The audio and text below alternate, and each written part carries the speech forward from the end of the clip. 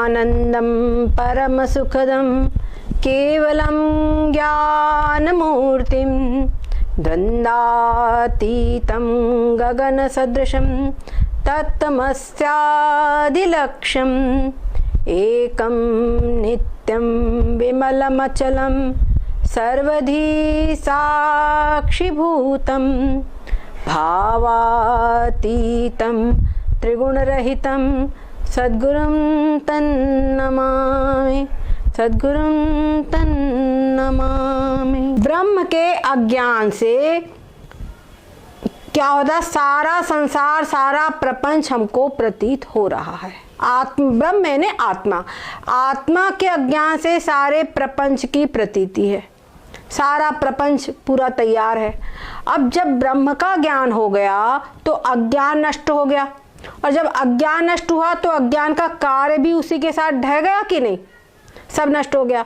तो जब ब्रह्म का जो अज्ञान का कार्य है, अज्ञान के कार्य ही आश्रित ही शरीर है, और शरीर के द्वारा ही सब कर्म हुए हैं। सूक्ष्म शरीर और स्थूल शरीर यही सब है कर्म के आश्रय। तो इनका भी पूरा जब ये नष्ट हो गए, और जो इनके द्वारा जो कर्म हुए हैं अनंत जन्मों में, वो भी सब अज्ञान के आश्रित रहते हैं। तो जब अज्ञान नष्ट हुआ तो सारे कर्म में आग लग गई। जैसे बहुत बड़ा रुई का गट्ठर हो और उसमें इतनी चिंगारी नाम मात्र की अगर चली गई आग की, तो सारा गट्ठर स्वाहा। उसी प्रकार से ये जो ज्ञान रूपी अग्नि है, उससे जन्म जन्मांतर के जो संचित कर्म हैं, प्रारब्ध कर्म, सब प्रकार के कर्म सब नष्ट हो जाते हैं। तो अब उसके बाद में एक तो ये स्थूल ये दृष्टि है।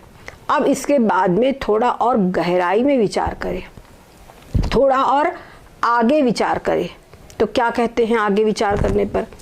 आगे विचार करने पर कहते हैं तो तत्व ज्ञानो दयादूर्ध्वं प्रारब्धं नैव विद्यते देहादीनाम सत्वात्तु यथा स्वप्नो विबोधतः। कहते तत्व ज्ञानो दयाद ऊर्ध्वं, अर्थात तत्व ज्ञान के बाद प्रारब्धं नैव विद्यते, प्रारब्ध नहीं रहता। क्यों नहीं रहता, कैसे नहीं रहता? देहादि नाम असत्वात्तु। क्यों? क्योंकि जो देहादि है वो सब असत है, ये सब कल्पित है, ये बोध हो जाता है। यथा स्वप्नो विबोधत, जैसे कि कोई व्यक्ति स्वप्न है तो स्वप्न में खूब बढ़िया सुंदर राजमहल और न जाने क्या क्या देख रहा है, हरिद्वार देख रहा है और न जाने क्या क्या कांटों के जंगल में अपने को देखो, चाहे जो देखे। लेकिन जब उसकी नींद खुलती है तो नींद खुलने पर स्वप्न का सारा साम्राज्य, वो स्वप्न सब कुछ चुटकी में खत्म, कुछ भी नहीं रह जाता। तो कहते हैं जिस प्रकार से हमको जागने पर स्वप्न नहीं रह जाता, तो जब स्वप्न नहीं रह जाता तो स्वप्न में मान लीजिए हमने किसी को मार दिया, स्वप्न में हमने कोई हत्या कर दी, स्वप्न में हमने कोई पुण्य कर दिया, किसी को बढ़िया सुंदर दान दे दिया, तो अब उस जागृत अवस्था में जब वो स्वप्न ढह गया है तो उस स्वप्न में किए हुए कर्मों का फल मिलेगा? बताइए, जो हमने स्वप्न में कर्म किया था उस कर्म का फल जागृत अवस्था में मिलेगा क्या? एक और उदाहरण समझे, जैसे कोई कलाकार है ना, फिल्म का कलाकार या नाटक का कलाकार, उसने नाटक में कोई रोल किया और नाटक में उसका रोल है किसी का मर्डर करना, ठीक है। अब उसने नाटक में किसी का मर्डर कर दिया, तो क्या उसको रियल लाइफ में उस मर्डर की सजा मिलेगी? नहीं मिलेगी ना। क्यों? क्योंकि तो नाटक है, वो सब कुछ नाटक है, इसलिए उसकी उसको कोई दंड आदि नहीं मिलेगा। अगर नाटक में कोई अच्छा कार्य किया है, शुभ कर्म किया है, दान दिया है, किसी की जान बचाई है, तो उसका पुण्य भी जागृत अवस्था में उसको नहीं मिलेगा, क्योंकि उसकी सत्ता ही नहीं है। जो वो नाटक है या फिल्म है उसका वो कोई रियल थोड़ी है, वो तो कल्पित है। केवल एक तैयार किया गया है। उसी प्रकार से जो स्वप्न है वो भी उसकी कोई सत्ता नहीं है। ठीक उसी प्रकार से ये जो सारा संसार, ये जो सारा प्रपंच दिखाई पड़ रहा है, इसकी भी कोई सत्ता नहीं है।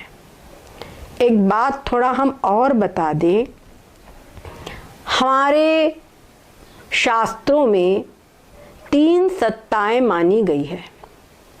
एक सत्ता है पारमार्थिक सत्ता, दूसरी सत्ता है अपारमार्थिक यानी कि व्यावहारिक सत्ता, और तीसरी सत्ता है प्रातिभासिक सत्ता। पारमार्थिक सत्ता यानी क्या? पारमार्थिक सत्ता का अर्थ होता है जिस सत्ता का, यानी जिन पदार्थों का तीनों काल में बाध या नाश नहीं होता, किसी भी प्रकार से उनका बाध या नाश नहीं होता, वो पदार्थ कहलाते पारमार्थिक सत्ता के। इसके अंतर्गत केवल ब्रह्म और आत्मा, क्योंकि दोनों एक ही है, ब्रह्म और आत्मा भिन्न नहीं है। तो केवल ब्रह्म और आत्मा ही ऐसी चीज है जिनका तीनों काल में बाध या नाश नहीं होता, तो उनकी पारमार्थिक सत्ता कहलाती है। उसके बाद में ऐसे पदार्थ जिनका ब्रह्म ज्ञान से, आत्मज्ञान से बाध हो जाता है, उनका बाध हो जाता है। आप शब्द पकड़िएगा, बाध कहा है, नाश नहीं, है ना। जिनका बाध हो जाता है वो सभी पदार्थ वो कहलाते हैं व्यावहारिक सत्ता के, वो है व्यावहारिक सत्ता के। उसके बाद में तीसरी चीज होती है, तीसरी जो सत्ता है वो है प्रातिभासिक सत्ता। तो जो भी हमको ये व्यवहारिक काल में अभी हम लोग हैं, इस व्यवहार काल में जो कुछ हमको भ्रम हो जाए, कभी हम कल्पना जगत में, मनोराज्य में पहुंच जाए, या कहीं पर स्वप्न देखे, है ना, तो इन सब की प्रातिभासिक सत्ता है। अच्छा, एक बात और समझने की है, जो प्रातिभासिक सत्ता है उसका बाध होता है व्यावहारिक सत्ता के ज्ञान से। प्रातिभासिक सत्ता का ज्ञान कैसे होता है? व्यवहारिक सत्ता के ज्ञान से। जैसे सर्प हमको दिखा या चांदी दिखी, तो वो चांदी या सर्प प्रातिभासिक है, स्वप्न प्रातिभासिक है, और जो हम मनोराज्य में बह गए वो मनोराज्य प्रातिभासिक है। परंतु जब किसी ने देखा, अरे ये तो रस्सी है, तो रस्सी जो है वो व्यावहारिक सत्ता की है, उस रस्सी के ज्ञान से सर्प की निवृत्ति हो जाती है। अब तुमको सर्प से डरना लग रहा है, भय लग रहा है, वो भय सब गायब। अब उसके भय की आवश्यकता क्या है? कोई आएगा ही नहीं वो भय, उसका प्रश्न ही नहीं खड़ा होता। सीपी में आपको जो चांदी दिख रही है, जब सीपी को देखा तो चांदी गायब। अब वो चांदी का आपको लोभ रह जाएगा? अब वो चांदी का आपको लोभ होगा? नहीं होगा, क्योंकि चांदी की सत्ता ही नहीं है। उसी प्रकार से स्वप्न पदार्थ, तो स्वप्न में हम चाहे जो कुछ भी देखे, अपने आप को राजा देख ले, या राजा सपने में देख ले कि मैं भिखारी हो गया हूं, कुछ भी देखे, लेकिन जब जागृत अवस्था में आते हैं तो वो सब गायब, उन सब का निषेध हो जाता है, उनका सबका अभाव हो जाता है। और यानी समझ लीजिए कि जो प्रातिभासिक सत्ता है उसका बाद व्यवहारिक सत्ता में होता है, व्यवहारिक सत्ता के ज्ञान से होता है। ठीक उसी प्रकार ये जो व्यावहारिक सत्ता है, क्यों, अच्छा क्यों, ये भी बात समझो क्यों, क्योंकि जो प्रातिभासिक सत्ता है उसके पदार्थों का अधिष्ठान व्यावहारिक सत्ता के पदार्थ है।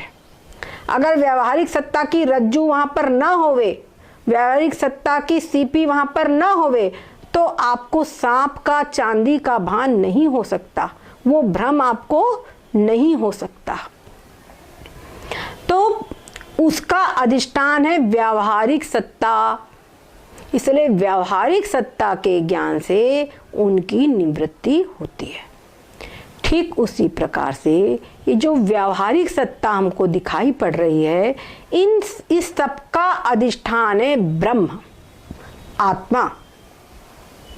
तो इसका जब बाद होगा, इसका बाद तब होगा जब ब्रह्म ज्ञान होगा, जब आत्मज्ञान होगा। तो आत्मज्ञान से ये सब पदार्थ पूरे, इन सब का अभाव हो जाता है। समझ गए? इस सब का अभाव हो जाता है। तो यहाँ पर जब तत्वज्ञान हो गया, जब जिज्ञासु को तत्वज्ञान हो गया, तब वो तत्ववेत्ता हो गया। तो तत्ववेत्ता को जो जिस प्रकार से स्वप्न के पदार्थ, सामान्य जीव को स्वप्न के पदार्थ जागने में सब गायब हो जाते हैं, उन सब का अभाव हो जाता है, उसी प्रकार से व्यवहारिक सत्ता के जो भी प्रारब्ध कर्म हैं, संचित कर्म हैं, सब का अभाव हो जाता है। वो सब तो स्वप्न में किया था, तो स्वप्न के किए हुए पाप पुण्य का फल जागृत में मिलेगा? नहीं मिलेगा। परंतु स्वप्न अवस्था, मतलब जैसे कोई फिल्म है, तो फिल्म जब तक चल रही है तब तक वो सब कुछ चलेगा, उसका फल भोगना आदि सब चलता रहेगा। तो वहाँ पर जो फिल्म में काम कर रहे कलाकार है, जो नाटक में काम कर रहे कलाकार है, उनको अपने दोनों स्वरूप का बोध रहता है। एक तो वो जो उनका वास्तविक स्वरूप है कि मैं अमुक हूँ, वो भी बोध रहता है, और इस नाटक में मैं ये बना हूँ और मुझे ऐसा पार्ट अदा करना है, मैंने ये पार्ट अदा किया है, इसलिए ये फल मिलना है, ये सब भी उसको बोध रहता है। परंतु अब वहाँ पर जो सुख मिले चाहे दुख मिले, कुछ भी मिले, उसमें वो लिपायमान होता है क्या? उससे वास्तविक जगत में फिल्म में रोएगा, सब कुछ करेगा, नहीं समझे? लेकिन वास्तविक जो उसका स्वरूप है, उसमें रोएगा, सुखी दुखी होएगा? कुछ नहीं, बल्कि बहुत रोने धोने वाला भी काम उसने किया है और उसने बढ़िया काम किया, उसको पुरस्कार मिलेगा व्यवहारिक सत्ता जगत में, तो बढ़िया खुश होकर के पुरस्कार लेगा। ठीक है ना? ठीक उसी प्रकार से जो तत्ववेत्ता है, वो तत्ववेत्ता इस संसार में वैसे ही उसका जीवन चल रहा है जैसे नाटक। जो रोल मिला है वो रोल इसको अदा करना है। ठीक है ना? जो रोल मिला है उसको अदा करना है। तो शरीर का कोई प्रारब्ध शरीर भोग रहा है, जो कुछ भी, पर वो स्वप्न में ही हो रहा है। पर मैं जो वास्तविक हूँ, जो मैं वास्तविक जो आत्म तत्व हूँ, जो मैं ब्रह्म हूँ, उसके अंदर में न तो मैंने कोई शुभ अशुभ कर्म किया है, न मुझे कोई शुभ अशुभ कर्म भोगना है, और शरीर है ही नहीं, तो शरीर के कर्म कहाँ? इस प्रकार से उनका सबका अभाव हो जाता है। ये बात आगे चल रहे हैं। आगे कह रहे हैं, कर्म जन्मांतरियं यत् प्रारब्धमिति कीर्तितं तत्तु जन्मांतराभावात् पुंसो नैवास्ति कर्हिचित्। कहते कर्म जन्मांतरियं, जो जन्मांतर में कर्म किए गए हैं। कल हमने आप लोगों को बताया था संचित, प्रारब्ध और क्रियमाण कर्म, ये 3 कर्म हमने बताए थे। तो जो संचित कर्म है वो तो जहाँ ज्ञान हुआ तो तुरंत नष्ट हो गए, और जो प्रारब्ध कर्म है, जिनको लेकर, जिनको निमित्त बनाकर ये वर्तमान शरीर प्राप्त हुआ है, तो समझ लीजिए फिल्म का उत्ती क्लिप तैयार है कि इतना इतना फिल्म में पार्ट करना है, तो वो वहाँ पर उसको भोग के द्वारा नष्ट होगा। उतना जो प्रारब्ध कर्म है वो भोग के द्वारा नष्ट होगा। पर वो भोग भी अज्ञानी की दृष्टि से, इसकी दृष्टि में तो जब शरीर ही नहीं है तो भोग कैसा? ये बात समझने की है। इसलिए इन चीज़ों को वास्तव में बस वो उसकी जो मेंटलिटी है, वो पूर्ण रूपेण उसकी जो मशीनरी है वही पूरी चेंज हो जाती है, जो हरा शरीर को ही हो रहा है। तो होगा तकलीफ जो भी कुछ होगी, लेकिन उसमें वो महान दुखी होकर उद्वेलित आदि नहीं होता है। तो इस प्रकार से अब एक बात और है, जब इसको ज्ञान होता है तो ज्ञान से जन्म आगे जन्म नहीं होता, क्योंकि श्रुति में कहा न स पुनरावर्तते। जिसने इस आत्म तत्व को देख लिया है उसका पुनर्जन्म नहीं होता। तो जब पुनर्जन्म नहीं होता तो फिर आगे कर्मों का फल कहाँ से भोगेगा? वो सब कर्म तो ऐसे बोलो समझ लो नष्ट हो गए, चाहे ऐसे समझ लो, उन कर्म का फल भोग इसको कुछ भी नहीं होता। क्योंकि जो ब्रह्म ज्ञान है, पहली बात तो ये समझ लेना चाहिए, जो ब्रह्म ज्ञान है, जैसे भगवान राम जी ने सुंदरकांड में कहा मम दर्शन, मेरे दर्शन का फल अमोघ है, मेरा दर्शन कभी व्यर्थ नहीं जाता। तो हम जो ब्रह्म दर्शन करते हैं वो भगवान, चाहे राम कहो कृष्ण कहो, उनका वो जो राम कृष्ण वाला है ये सगुण साकार स्वरूप है, और जो ब्रह्म है वो उन्हीं परमात्मा का सच्चिदानंद स्वरूप है, परब्रह्म स्वरूप है। उसी परब्रह्म का दर्शन हम करते हैं। जब सगुण भाव का दर्शन करते हैं तो सही पूछा जाए तो इतना व्यापक ब्रह्म है ना, और उसके अंदर में एक जगह पर भगवान आकर के अवतरित हो गए तुम्हारे लिए, तो उनका दर्शन समझ लीजिए जरा। एक तो पूरे व्यापक ब्रह्म, एक तो वो दर्शन है, और दूसरा कहीं एक स्थान पर मात्र दर्शन किया, तो कौन सा दर्शन श्रेष्ठ होगा बताइए? कौन सा? जैसे एक व्यक्ति है, उस व्यक्ति के पूरे सर्वांग का सम्मान, और एक हुआ पता चले उसके केवल हाथ का सम्मान कर लिया या एक उंगली का सम्मान कर लिए, तो कौन सा सम्मान श्रेष्ठ होगा? पूरे शरीर का, पूरे बॉडी का भी हमारे यहाँ कोई आएंगे तो हम क्या एक उनकी उंगली का सम्मान करेंगे? कोई हमारे यहाँ अतिथि आ जाए तो हम उनके केवल उंगली का सम्मान करेंगे क्या? उनके सर्वांग, उनको बिठाना आदि सब करेंगे। तो ब्रह्म जो निर्गुण स्वरूप है वो समझ लिए सर्वांग है, ठीक है, वो सर्वांग है। वो अपने एक अंश से आकर के कहीं राम रूप में, कहीं कृष्ण रूप में, आदि आदि रूपों में प्रकट होते हैं और कार्य करते हैं। उन अवतारों का दर्शन मात्र से जब कल्याण हो जाता है, क्या समझे, तो जो ब्रह्म सच्चिदानंद का पूरा दर्शन करेगा उसके कल्याण की क्या बात है। और वास्तव में जो हम कहते हैं यमराज, तो यमराज आदि ये तो कितने लोगों को दंड देते हैं, लेकिन इनको पाप नहीं लगता। ब्रह्मा जी इतनी विशाल सृष्टि करते हैं, लेकिन विशाल सृष्टि करने पर भी वो लिपायमान नहीं होते। क्यों नहीं होते? ब्रह्मा जी ने, श्रीमद् भागवत में आता है कि भगवान की तपस्या की, और जब भगवान प्रकट हुए तो उनसे कहा कि भगवान मुझे वो ज्ञान दीजिए जिससे मैं सृष्टि की रचना करता हुआ भी उसमें लिपायमान न हूं। तब भगवान ने उनको चतुश्लोकी भागवत का उपदेश दिया। अरे जो चतुश्लोकी भागवत है उसको उठा के देखिए तो वो तत्व ज्ञान ही है।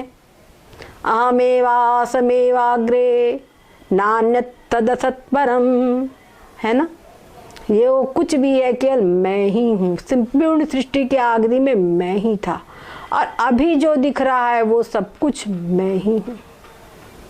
इस प्रकार से उत्तम जो तत्व ज्ञान है वो ब्रह्मा जी को उन्होंने प्रदान किया। इससे समझ में आता है कि जीव ऐसे ब्रह्मा जी को संपूर्ण सृष्टि का जो कार्य है वो करना रजोगुणी कार्य है। ये कार्य करते हुए ये कार्य करना है, पर अपने स्वरूप में स्थित रहकर ये कार्य करेंगे तो लिपायमान नहीं होंगे। वो सृष्टि करने पर उसको अहम नहीं आएगा, मैंने किया, अरे मैंने इतनी बड़ी सृष्टि बना ली, ये अहंकार नहीं होगा। और उसी प्रकार से जीवों को भी इस तत्व ज्ञान को अपने हृदय में धारण करके संपूर्ण सृष्टि का कार्य, जो कुछ भी उनका परिवार है तो एक सृष्टि है उनके हिसाब से, उसका कार्य करना चाहिए, संसार का कार्य करना चाहिए, तो वो लिपायमान नहीं होते हैं। तो यहाँ पर आगे कहते हैं स्वप्न देहो यथाध्यस्तस तथैवायं हि देहकः अध्यस्तस्य कुतो जन्म जन्मा भावे ही तत्कुतः। कहते स्वप्न देहो यथाध्यस्त, जैसे स्वप्न का जो शरीर है वो अध्यस्त है, अध्यास है, उसी प्रकार से जो ये शरीर है, ये जो हमको शरीर दिखाई पड़ रहा है, ये शरीर भी अध्यस्त ही है। तो अध्यस्त वस्तु जो है उसका क्या जन्म है? सपन में हम जो देखते हैं उनका कहीं जन्म है? सपने में जो भी पदार्थ हम देखते हैं, पिता देखते, पुत्र देखते, दादा देखते, उनका कहीं जन्म है? सब एक ही क्षण में उत्पन्न होते हैं और आंख खुली कि सब गायब, है ना? तो एक ही क्षण में वो लय हो जाते हैं। तो उनको भी कहेंगे अनादि। उनका आदि कहाँ है? सपन कब से शुरू हुआ आप जानते हैं? सपना कब शुरू हुआ? सपना का आदि कुछ कह सकते हैं आप? कुछ भी नहीं कह सकते। पर सपना दिखाई पड़ रहा है पूरा, अचानक बस एक चुटकी पलक झपकते तैयार हुआ। उसी प्रकार से ये जो सारी सृष्टि है ये भी सब अनादि है। जैसे और फिर ब्रह्म ज्ञान से ये सब नष्ट, जैसे स्वप्न के पदार्थ जागने पे सब अभाव, सब लय। तो ये अनादि है पर अनंत नहीं है, ये बात देखना।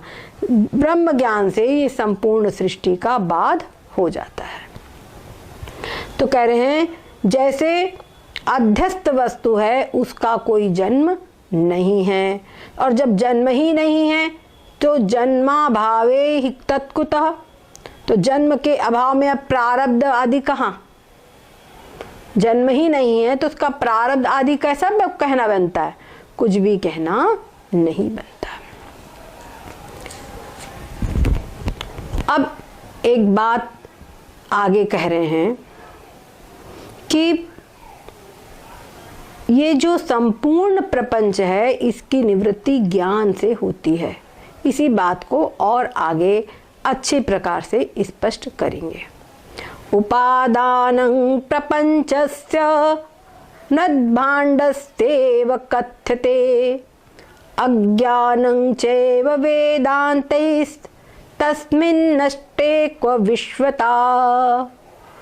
क्या कहते हैं? उपादानं प्रपंचस्य, यानी प्रपंच का जो उपादान कारण है वो मृत भाण्डस्यैव, जैसे मिट्टी पात्रों का जो घट आदि जो है उनको भंडा बोलते हैं मराठी में, ऐसी यहाँ पर संस्कृत भाषा, वास्तव में संस्कृत भाषा तो सभी भाषाओं की जननी है। तो बहुत से शब्द हमको ऐसे मिल जाएंगे, बहुत से क्या अधिकांश जने वो शब्द है इसी से उत्पन्न, थोड़ा थोड़ा अंतर करके। तो कहते हैं जैसे मिट्टी उन पात्रों का अधिष्ठान है, पात्रों का उपादान कारण है, जैसे मिट्टी सभी पात्रों का घट आदि को का उपादान कारण है, उसी प्रकार से ये जो संपूर्ण प्रपंच है इसका उपादान कारण अज्ञान है। इसका उपादान कारण क्या है? अज्ञान है। और आगे कह रहे उपादानं चैव, अज्ञान भी, अज्ञानं चैव, पहले क्यों चैव लग रहे? वेदांते तस्मिन् नष्टे, वेदांते, वेदांत शास्त्रों के द्वारा इसका उपादान कारण अज्ञान है। और कह रहे हैं तस्मिन् नष्टे क्व विश्वता, उस अज्ञान के नष्ट होने पर कहाँ प्रपंच? अज्ञान उसका उपादान कारण है और अज्ञान नष्ट तो ये प्रपंच कहाँ से आया? प्रपंच की कहाँ से सत्ता रही? हमारी श्रुति है, श्रुति भगवती में कहा यतो वा इमानि भूतानि जायन्ते। क्या कहते हैं? जिससे इस संपूर्ण भूत आदि उत्पन्न हुए हैं, जिसमें सबकी स्थिति है और जिसमें सबका लय होता है।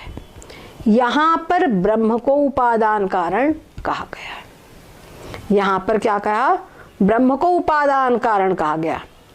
पर यहाँ पर सत्य ब्रह्मजन्यत्वात् कथं, एक प्रश्न खड़ा हुआ कि जब ब्रह्म के द्वारा ये सब कुछ उत्पन्न है तो ब्रह्म तो सत्य है, तो ब्रह्म से उत्पन्न हुई वस्तु प्रातिभासिक कैसे?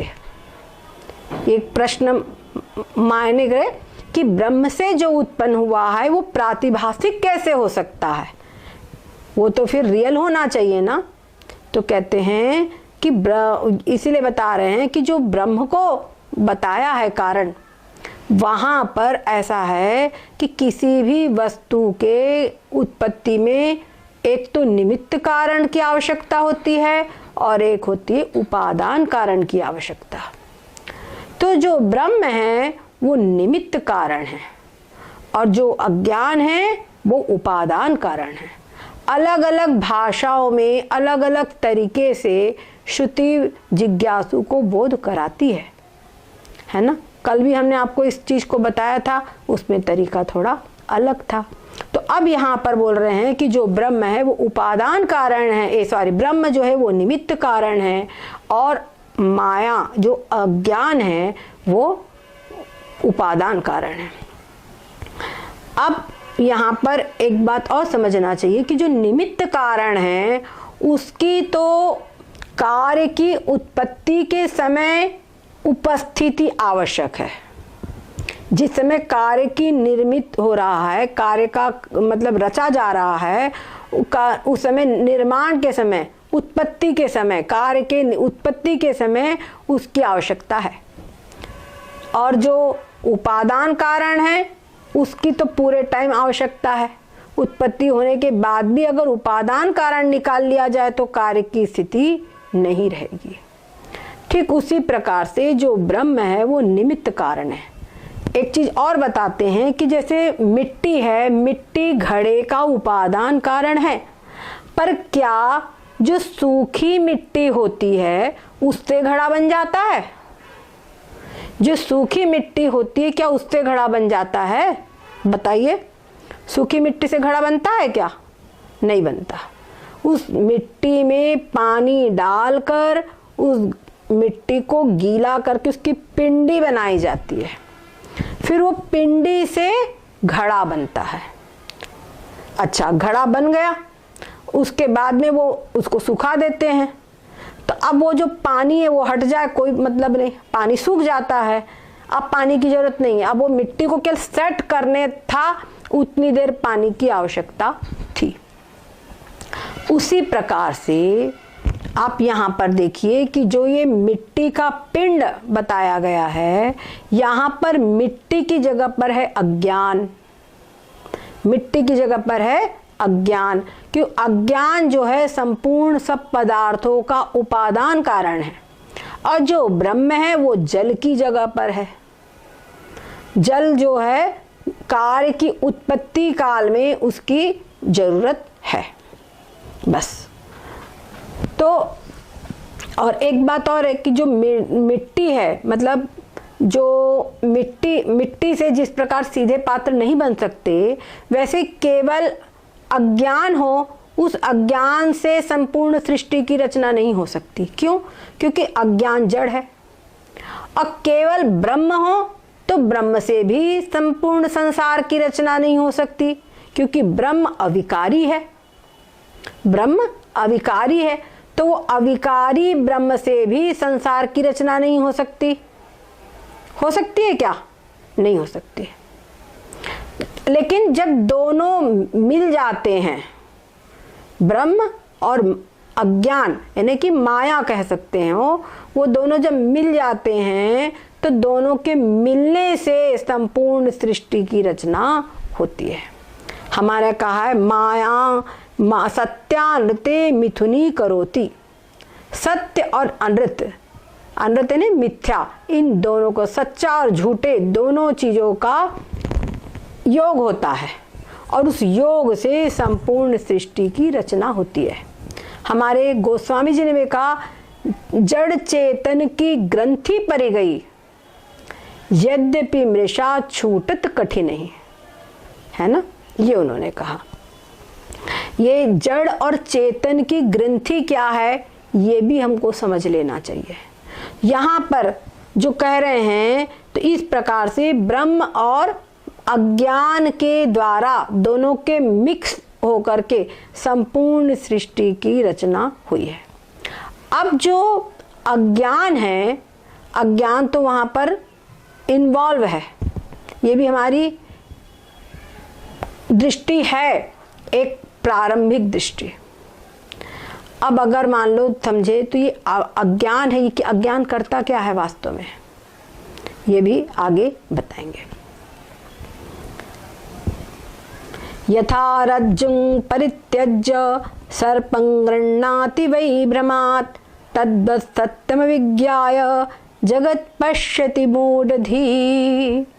कहते हैं जैसे भ्रम के कारण रस्सी को त्याग कर, रज्जुं परित्यज्य सर्पं गृह्णाति वै भ्रमात्, कोई व्यक्ति सर्प को ही ग्रहण करते हैं, रस्सी का त्याग करके सर्प को ग्रहण करते हैं भ्रम के कारण। क्यों?